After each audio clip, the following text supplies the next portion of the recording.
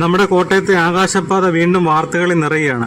2015 പണി ആരംഭിച്ചത് അതേപടി തന്നെ നിൽക്കുന്നു. പ്രിയ കൂട്ടുകാരെ, ഞാനിപ്പോൾ നിൽക്കുന്നത് കോട്ടയത്തെ ആകാശപാതയുടെ അടിവശത്താണ്. കോട്ടയം MLA തിരുവഞ്ചൂർ രാധാകൃഷ്ണൻ കൊണ്ടുവന്ന നല്ലൊരു പദ്ധതിയാണ്. പക്ഷേ ഇത് രാഷ്ട്രീയ പകപോക്കൽ കാരണം പണി പൂർത്തിയാകാതെ 10 വർഷമായിട്ട് തുരുമ്പ് പിടിച്ച് നശിക്കുകയാണ്. ഇപ്പം കഴിഞ്ഞ ദിവസം നമ്മുടെ KB ഗണേഷ് കുമാർ നിയമസഭയിൽ ഇത് പൊളിച്ചു മാറണമെന്ന് പറഞ്ഞതിനെ പിന്നെയാണ് പെട്ടെന്ന് ഇത് ചൂട് പിടിച്ചത്.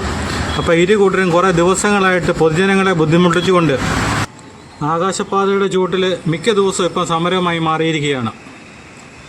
നാളെ ഇതിൻ്റെ പണി പൂർത്തിയാക്കണമെന്ന് ആവശ്യപ്പെട്ടുകൊണ്ട് കോട്ടയം MLA തിരുവഞ്ചൂർ രാധാകൃഷ്ണൻ ഇവിടെ പന്തൽ പണി കിട്ടുന്നുണ്ട്. അതിൻ്റെ ഇടയിൽ നിരാഹാര സത്യാഗ്രഹം ഇരിക്കുകയാണ്. ഇപ്പം കഴിഞ്ഞ ദിവസത്തെ പ്ലക്കാർഡുകളൊക്കെയാണ് അവിടെ കിടക്കുന്നത്. ഏറ്റവും കൂടുതൽ ഗതാഗതക്കുരുക്കിനാൽ വീർപ്പ് മുട്ടുന്ന സ്ഥലമാണ് കോട്ടയം. ഏത് നിമിഷവും ഇതിൻ്റെ ചുവട്ടിലും ബ്ലോക്കാണ്. 10 വർഷമായിട്ട് തുരുമ്പ് പിടിച്ച് ഇനി ഇത് പണിയുന്നതിലും നല്ലത് പണിയാതിരിക്കുന്നതാണ്. കാരണം ഇത് പണിത് കഴിഞ്ഞാൽ മറ്റൊരു ദുരന്തം ചിലപ്പം കാണേണ്ടി വരും. നാളെ ഉപവാസ സമരം. 10 വർഷമായപ്പോഴാണ് എല്ലാവരും ഒന്ന് ചൂട് പിടിച്ച് വരുന്നത്. ഇതുവരെ ആർക്കും ഒന്നും പ്രതികരിക്കണ്ടായിരുന്നു.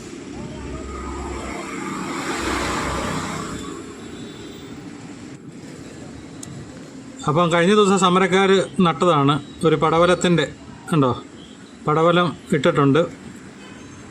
അവിടുന്ന് വള്ളി മുകളിലോട്ട് കയറി പോയിട്ടുണ്ട്. അതിലൊരു പടവലങ്ങായും വെച്ചിട്ടുണ്ട്. അപ്പോൾ ഇതാണ് ശരിക്കും പടവലം പന്തൽ എന്നാണ് ഇതിനറിയപ്പെടുന്നത്. പക്ഷേ ഇത് പണി പൂർത്തിയാകുമായിരുന്ന ഒരു നല്ല പദ്ധതിയായിരുന്നു, പറഞ്ഞിട്ട് കാര്യമില്ല. അങ്ങോട്ടും ഇങ്ങോട്ടും പരസ്പരം രാഷ്ട്രീയ പാർട്ടിക്കാർ ചെളി വാരി എറിഞ്ഞുകൊണ്ടിരിക്കുകയാണ്. പൊതുജനങ്ങളാണ് ഏറ്റവും കൂടുതൽ ബുദ്ധിമുട്ടുന്നത്. കാരണം എന്ത് പരിപാടി വെച്ചാലും ജനങ്ങൾക്കാണ് കിടക്കപ്പുറത്ത് ഇല്ലാത്തത്. കാരണം വഴി ബ്ലോക്കാണ്. ഒരു അത്യാവശ്യം ഇപ്പോൾ ആംബുലൻസൊക്കെ ഇപ്പം പോയ കണ്ടില്ലേ, ഏത് നിമിഷവും ഇവിടെ ബ്ലോക്കാണ്.